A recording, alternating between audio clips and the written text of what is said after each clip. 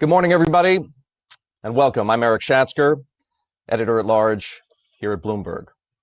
I have a focus on Wall Street and global investing, and on behalf of Bloomberg, I'm delighted you could join us this morning for the very first in our series of Invest Talks, what surely will be an insightful conversation with Ray Dalio of Bridgewater Associates. Before we get started, a few housekeeping items. It's normal for these kinds of things, although we too are experimenting with virtual conversations. If you experience any issues with your audio or video during our broadcast, just refresh your browser and that should take care of everything.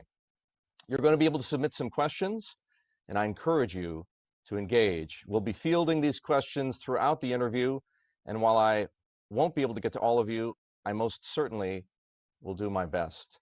To submit a question, please type it into the Q&A box below the slide window and then click the submit button. One additional thing, when you do submit a question, please also include your geographic location, whether it's New York, London, Singapore, Dallas, it doesn't matter. Just throw it in there. I'm not going to name you, but I'd love to know where you're watching from. I'm also going to be polling you a few times over the course of this event. You're going to see the polling questions pop up on your screen as we're talking. Please take a moment to register your responses. We are, of course, on Twitter at #BloombergInvest, so please do engage with us there as well. With that, let's welcome Ray Dalio, everybody. He is the founder of Bridgewater Associates. He's a deep thinker. He's the author of the best-selling book, Principles. Ray, welcome. Great to see you. Thank you for joining us. Great to be here. Thank you for having me. We're going to kick things off with one of those polls that I mentioned. Ray, this is a question for our audience, not for you. And here it is, everybody. When do you expect normal, and I'm saying normal in quotation marks, normal business conditions to return in your industry? As you can see here, we've got four responses: third quarter of 2020, fourth quarter of 2020, sometime in 2021, and the latter is later than anybody thinks. So please register those responses, and we'll see when we've heard from enough of you what it all looks like. Ray, I think that's a convenient segue into our conversation, and I'd like to begin by asking you this question, or at least asking this of you. Tell us, if you would, about the work you and your colleagues at Bridgewater have been doing trying to understand this pandemic, and share with us some of the conclusions you've reached about its impact on the economy. Well, I think you know that I believe basically almost everything has happened before. You know, one of the great things about getting old and reading history is you see these things happen over and over again. So this is an economic downturn. It's caused by the pandemic. And, you know, we can even go study pandemics and what they're looking like, which we've now done. We wish we had done that before, but so there's this economic downturn. And the way it works is basically that everybody has a certain amount of income. Every individual, every company, every country has a certain amount of income, a certain amount of expenses, and a certain amount of savings, balance sheet. And so this has been a hit financially to income, and it's been a hit to balance sheets, assets. And then so think of those as holes. There's been a hole in income and a hole in balance sheets. And then there's the capacity of central banks and governments to fill in those holes. So there's a financial world.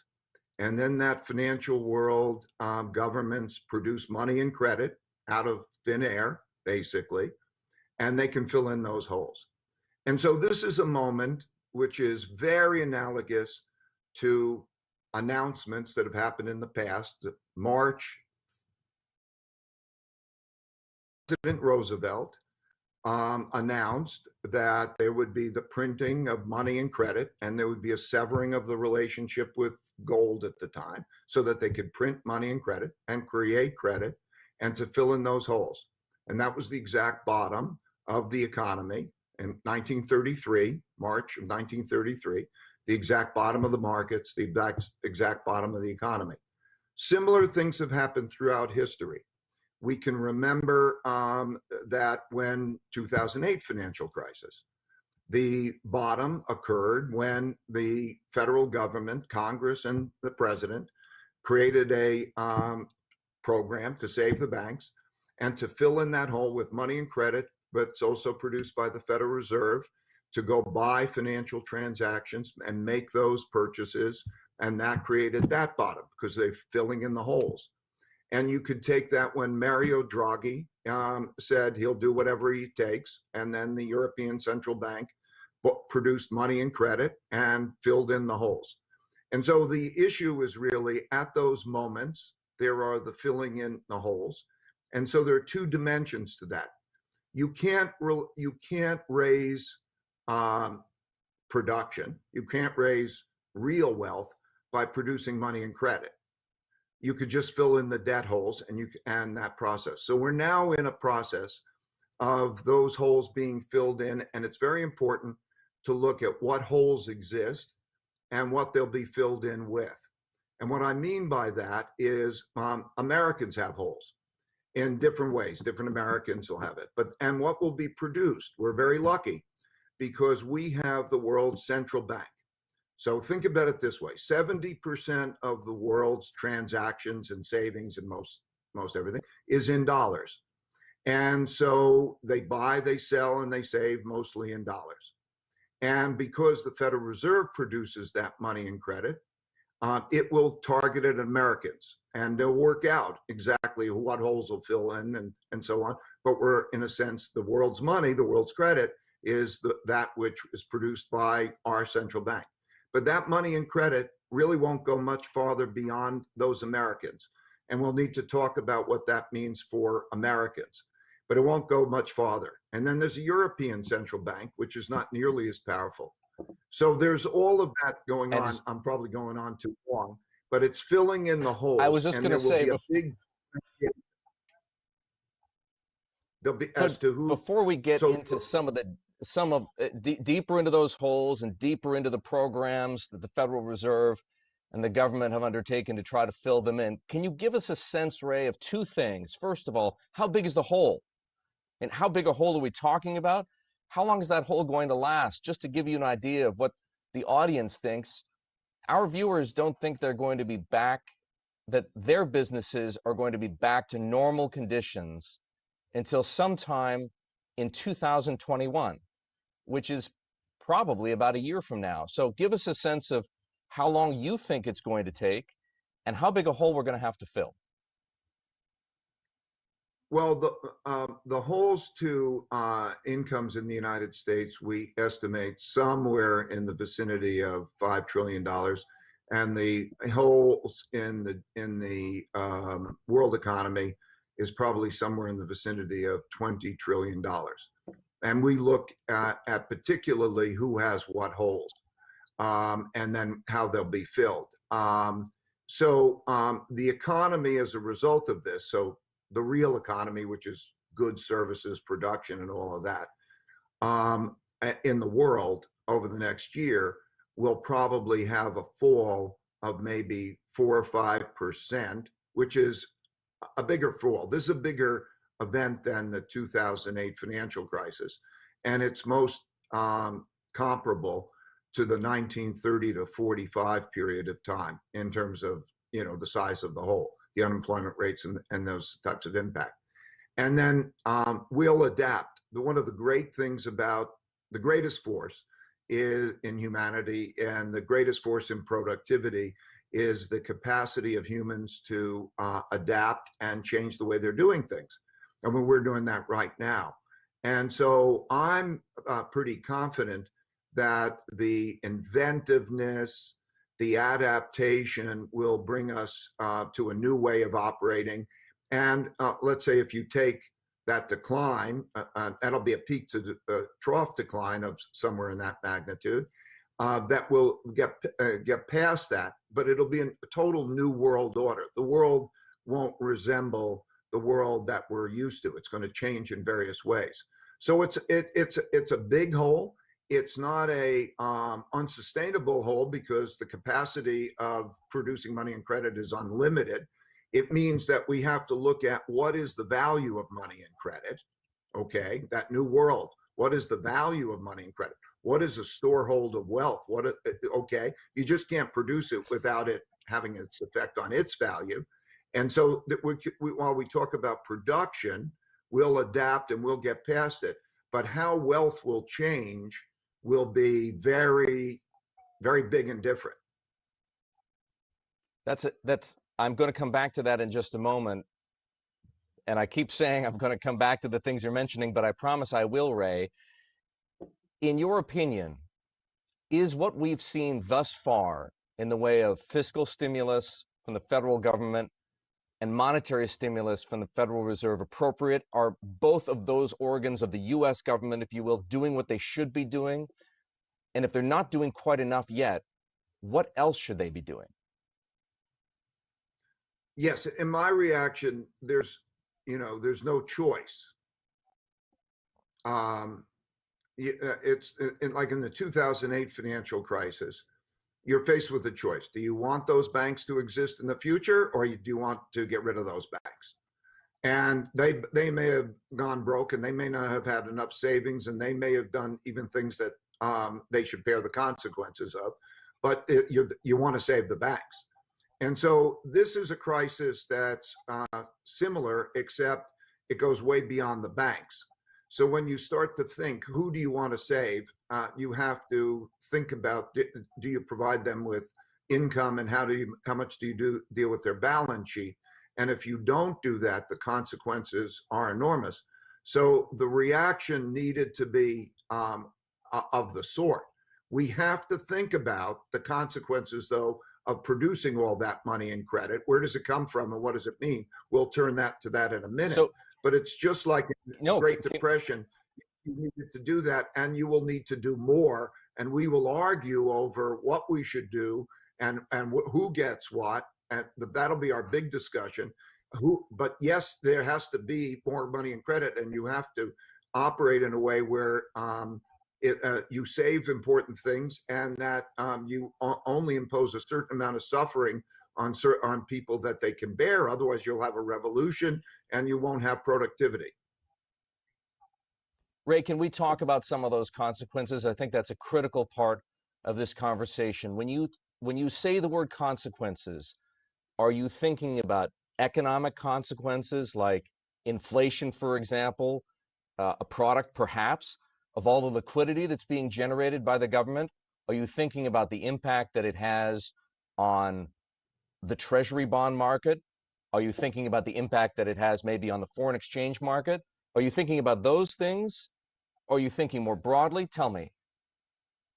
Of course, it's my responsibility to think about all of those things. And that's my passion since I was a kid. I'm thinking about all those things. And then you also have to bring in the elements of wealth gaps and politics. The world does not operate just without consideration to how wealth is distributed. So I'm thinking, for example, that when we look ahead, the world is going to be very different. Like when we think about how you'll pay for it. Will there be a reversal of the corporate tax cut, for example? The paradigm that we were in since about 2008 until it ended with the downturn was one in which just mechanistically certain things happened that supported markets, and they included things that probably are not repeatable. For example, when you had a corporate tax cut, the decline in corporate tax rates benefited stocks.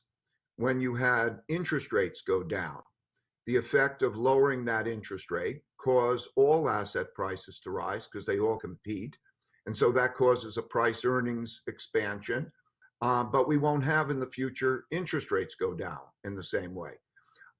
You had expansion in profits and wealth assets prices going up for the purchase of those, and that benefited those with assets more than those without assets, and that created a wider wealth gap. So you had low levels of interest rates cause corporations to borrow and to buy back stocks and to buy other corporations because the returns on equities were greater than the cost of funding. And that supported prices. And that created a certain cash flow. You're not going to have that. So as we come into the new paradigm, we have to realize that even, how is capitalism? How will it mechanically work? What does it mean for redistributions of wealth? All of those questions are part of the same series of questions you asked. So when I think about foreign exchange, when I think about each of the markets, I have to look at it in that holistic way to figure that out. And then I think about that globally. You just can't think about it as one thing. The United States' conditions are different from Europe's, and a difference from China, and different from other countries. And those differences are important. So I have to think about all that. Yes. Now, I was just going to say, could you give us a sense? So you've established some really valuable context, but I want to try and get a better sense of how you think it's going to play out. So things are not going to be the same. What is going to happen with inflation? In the period after the financial crisis, we saw this monetary levitation. We saw asset prices rise. As you pointed out, we saw a widening of the wealth gap, if you will, the rich getting richer. We did see the buybacks that you talked about, the amount of leverage that was built into the corporate economy. How will that be different? Are we going to have more inflation? Will asset prices rise the way they did before? Is, to the point that you just made a moment ago, will the Fed in its asset purchase program be able to manage interest rates and yields, more importantly, market yields, the way that it's been able to up until recently? Well, you gave me a bunch of questions there, so I'll take them bit by bit. Let's start with the inflation component. There's inflation in goods and services, and then there's the value of money and inflation in certain assets. I think the period that we're going through right now is most analogous to the 1930 to 1945 period in many, many, many ways. And so in that period, what you had is deflationary pressures, much the same as we have deflationary. I mean, think about is the supply demand of goods and services such that it's tight? And well, in other words, we're short of the goods and services, and so prices are high. And that's one type of supply demand inflation. Then there's monetary inflation. And so like in the 1930s period, when you had deflation of goods and services, and you had inflation because of financial assets and other things because they produced it. And so you saw a series of currency declines. So you saw one country after another devalue its currency in relationship to other countries' currencies and in relationship to gold, which was then considered the money. And so there were those devaluations. Very similar. Another period of time that seems very similar to me is the 1980 to 1990 period, because what happened then is the world had a lot of debt and money was tight. And then what happened is there was a debt crisis, and it differentiated some countries from other countries. So the emerging countries that owed a lot of debt and also didn't have the best benefit of the money that was coming out of the Federal Reserve had a crisis from 1980 to 1991 when they put the Brady bonds in. But at the same time, the United States was going through a reflation period in which assets reflated, but inflation rates fell globally. So it's important to distinguish what we mean by inflation.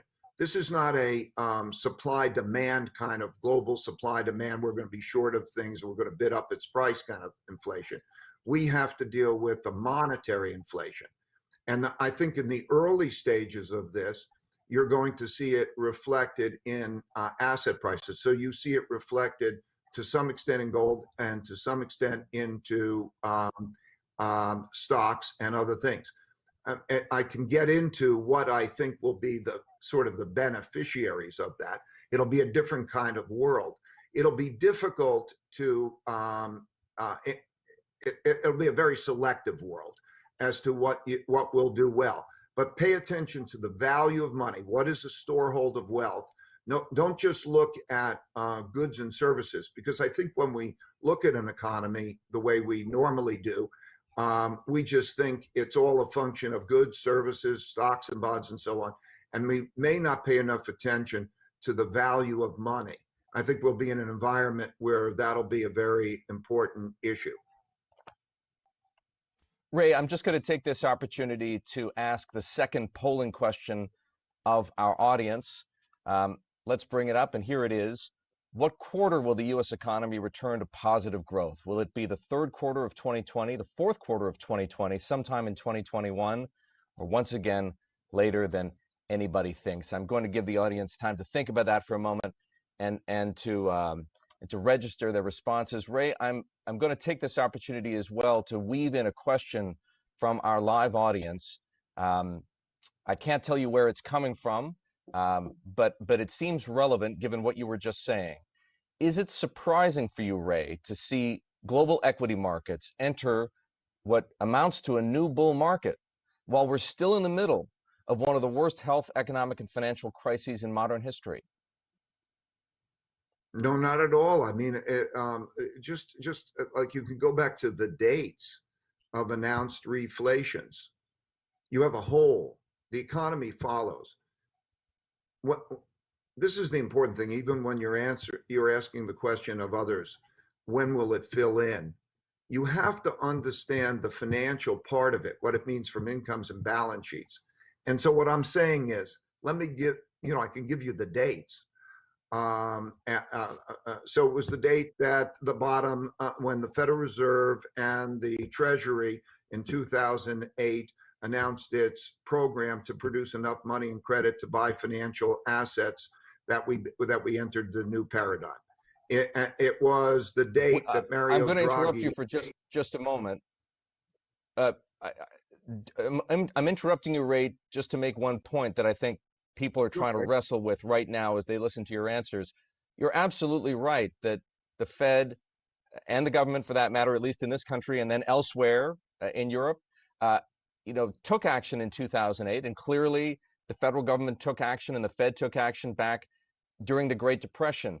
But there's often a lag between the moment they fire the bazooka and the moment that we, so to speak, hit bottom.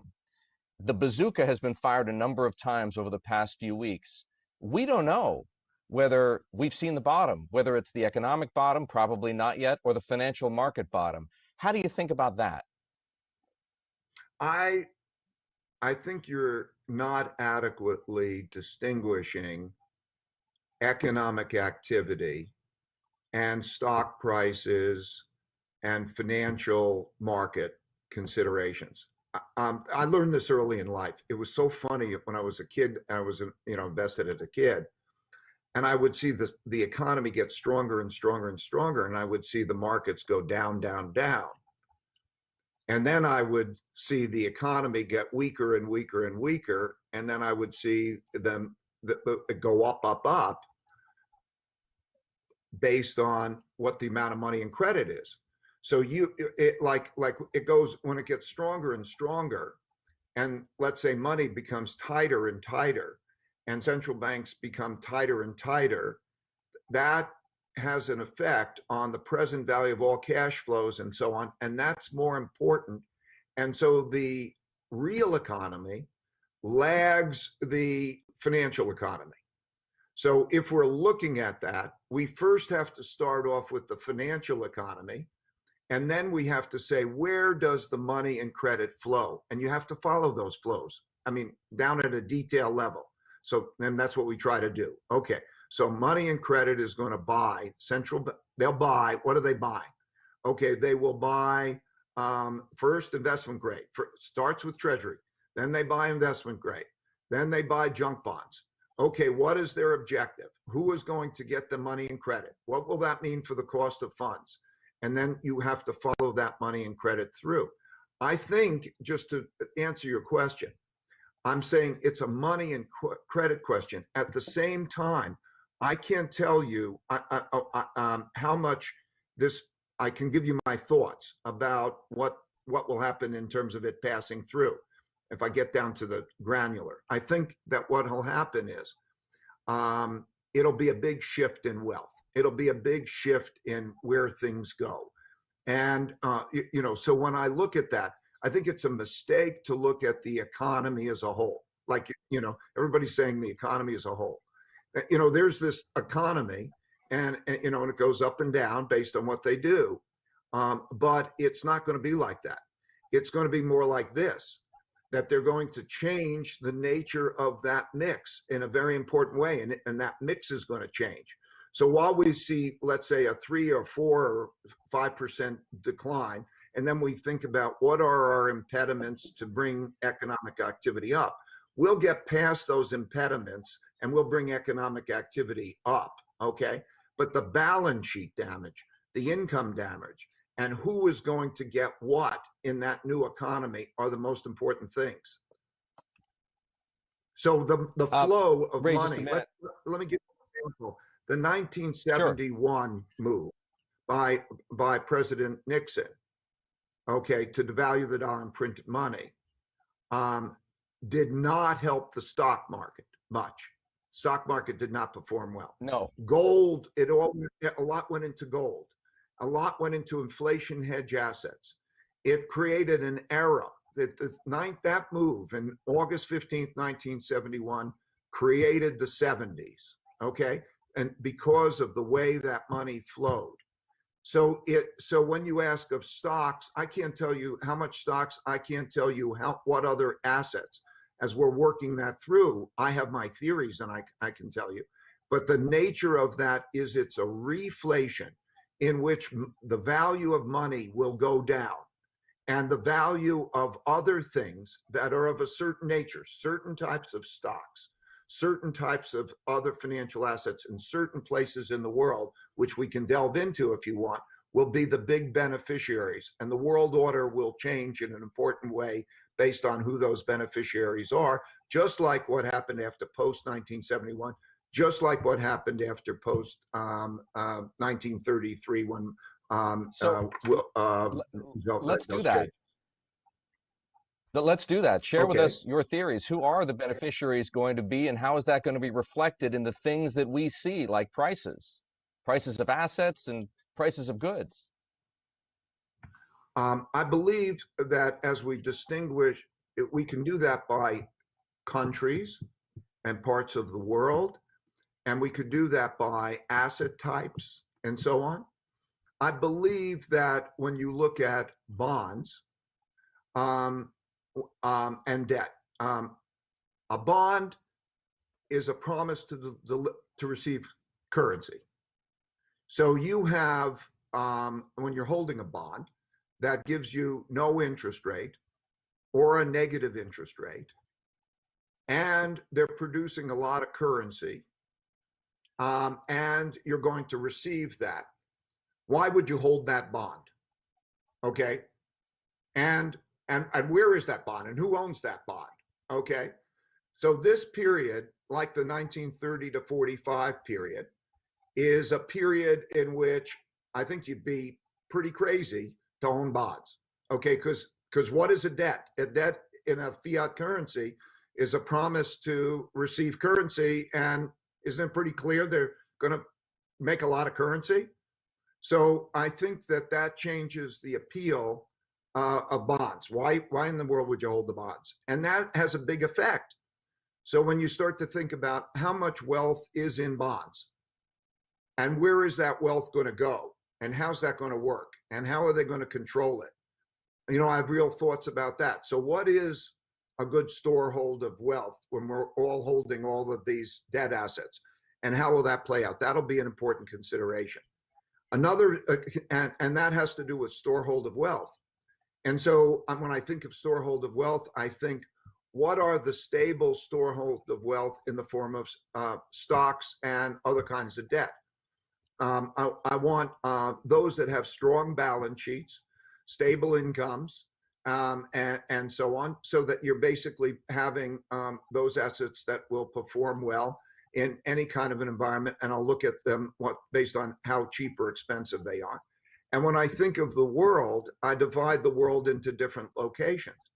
As I say, I think that this picture is very much like the 1980 to 90 period, when we're flooding it with financial assets, with money and credit, but they're not getting to a number of emerging countries.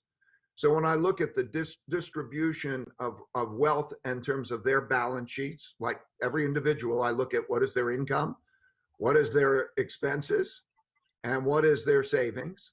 And when we go through that exercise, then it changes. I don't want to be in places that don't have good ones. And then I look at civil behavior. How are people with each other? Is there going to be a fight? And will people be orderly? Will we work it out? And then what will be the changes in tax rules? Taxation. Will corporate taxes come back in certain ways? What will the changes? Because we're not going to deal with that equally. So I'm looking at all of that to create a picture of differentiation. I see a very differentiated world. And when we talk about the economy coming back, I think you have to realize what big changes are that are behind that can't be changed. Let's say, for example, self-sufficiency. I think we're going to produce different things and we'll be self-sufficient. We operated in a world where we were globally connected, and whoever was most efficient would get it, and we would just go get it wherever it was most efficiently produced. That world won't happen again. So you're going to come to a world where you'll originate it, produce it at home, and that you'll start to think about what do you need.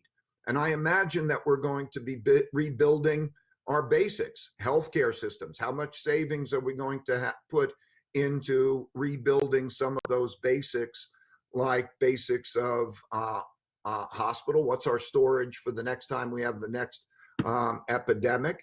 And then there'll be other things, climate change. This is the act of nature that hit us over the head, the virus.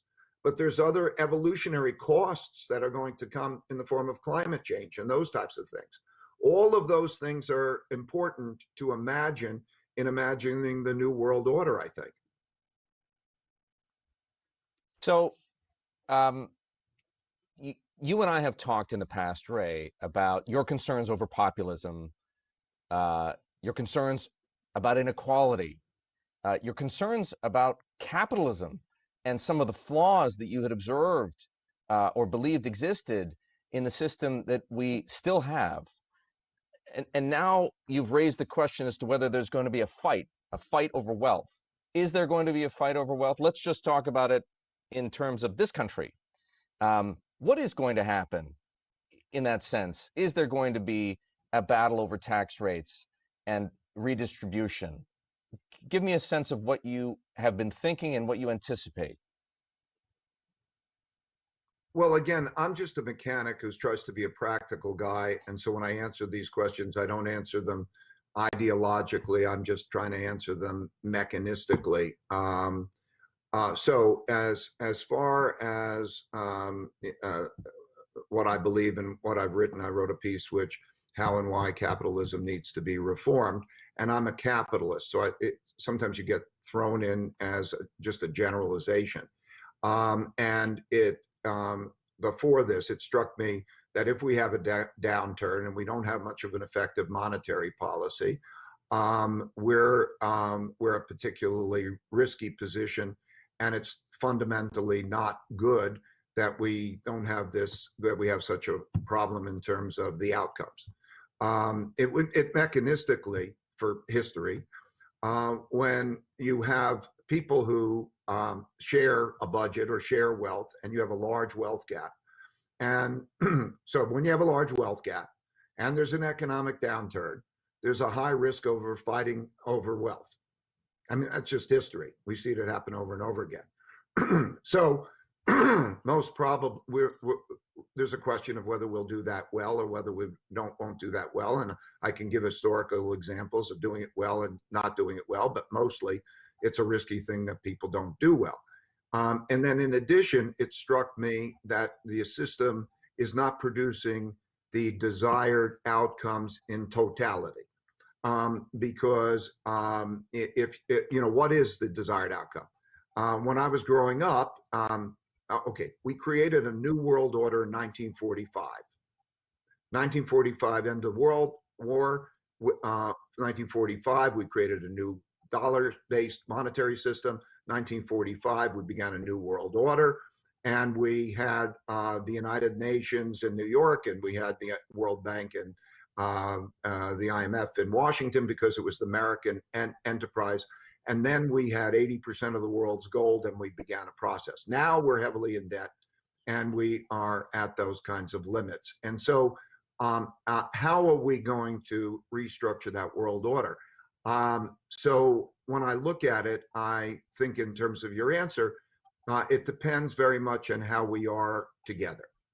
And will we bring the country together? You know, like the togetherness and being behind a common mission. Like, and what is that common mission? I believe, what is the American dream? Do we know what the American dream is? Or do we each have our individual dreams, like, I want to get richer and I want to do something else?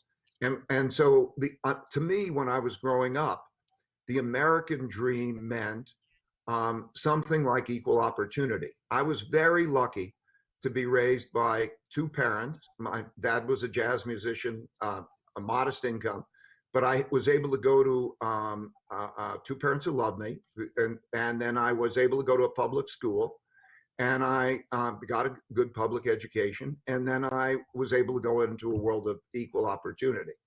And it's those kinds of fundamental things. So we'll need an American dream.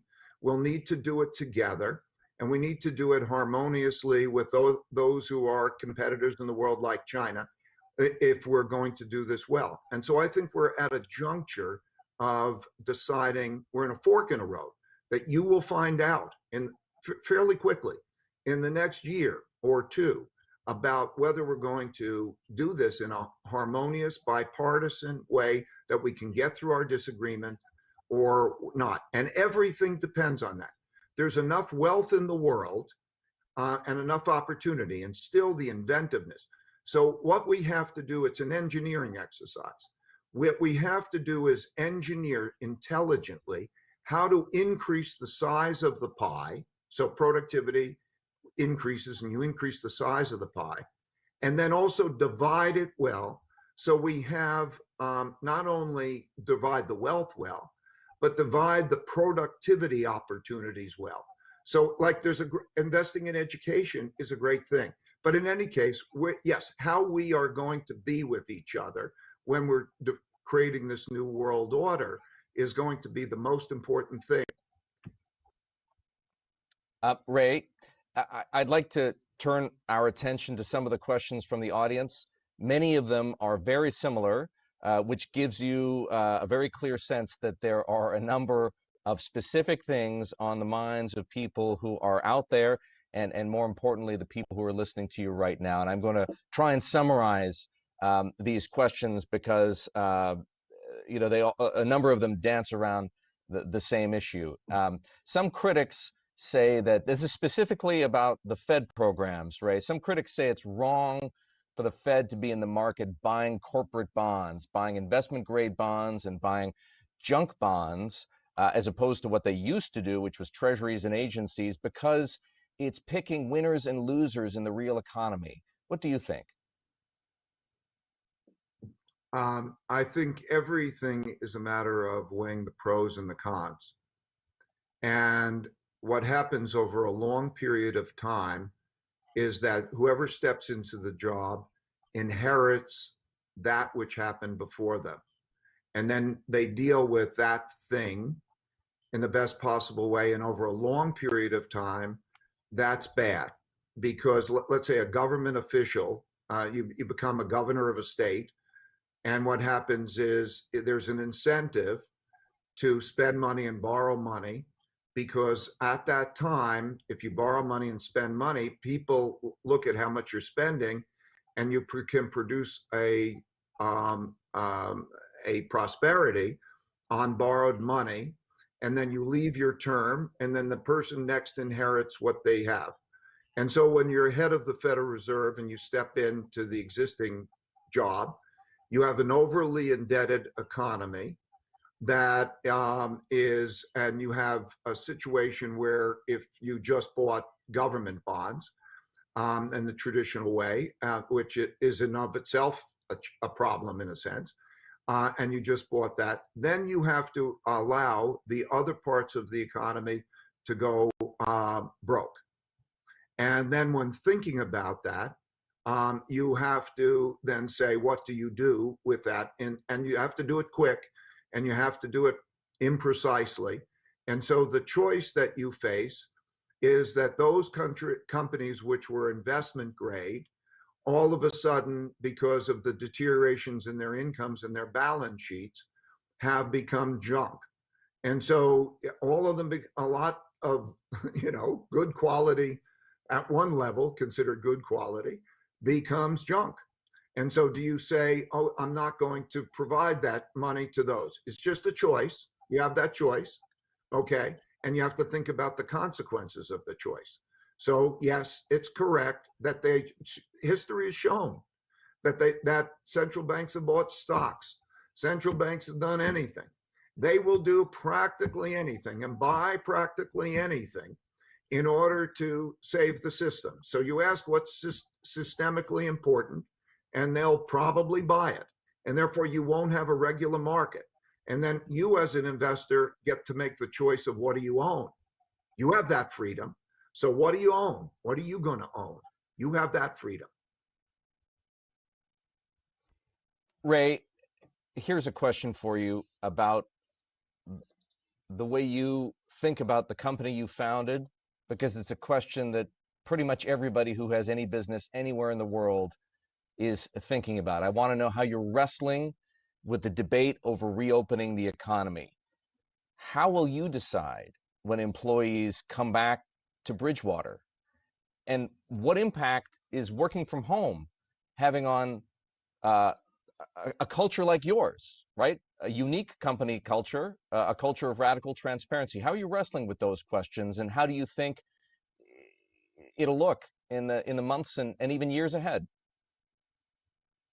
Well, we've been, I don't know, lucky or whatever it is. What we've done years and years ago was to assume that for one reason or another, it could be a hurricane knocks everything out, or it could be any reason, that we would have to be able to operate digitally and so on. And we've done that. We've operated this way, and made it in our normal practices to be able to operate this way. And so when there was the beginning of the virus, I mean, it pretty much, we knew what it would look like.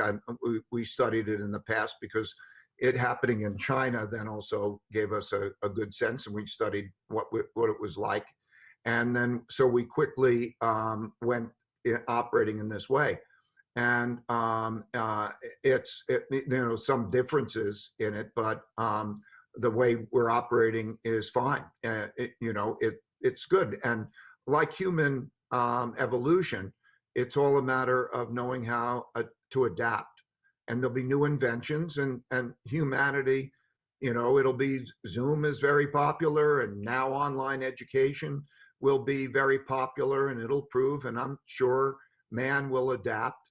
And so when we look about, let's say, the coming back, we're going to deal with the health case very seriously. There's a lot of silent transmission, and we're going to be very conservative in terms of how we're coming back, because this way of operating works fine.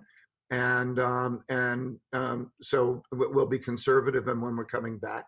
And we also believe that, studying pandemics, these come in waves. So, this is not like just one wave, like it's going to be gone. It'll be really more a question of human inventiveness in terms of coming up with testing processes. And, vaccines still look quite a way out there, but testing processes and various protocols and changes in protocols. And I'm sure that we'll find good ways of adapting to it as the world will. And so we'll see, but we'll be conservative in coming back, and the way we're operating is, just fine. Ray, with that, I want to thank you very much for joining us today. Ladies and gentlemen, Ray Dalio, and thank you to our audience for tuning in. This is the first in a series we call Invest Talks. Delighted to have Ray as our first guest. Folks, we'd also love to have your feedback about this event. An exit survey is going to appear on your screen shortly. You can also find a replay of this conversation with Ray Dalio by following the very same registration link you started with today. Stay tuned for more interviews in this Invest Talk series. You can follow us at Bloomberg Live on Twitter and LinkedIn for updates. Please also be sure to follow our ongoing financial and markets coverage on Twitter. At Business is Bloomberg's handle, and of course on Bloomberg.com. If you haven't already done so, please consider subscribing to Bloomberg at Bloomberg.com/subscriptions. I'm Eric Schatzker here in New York. I want to thank you all very much for joining us today. We'll see you at our next conversation here on Invest Talks.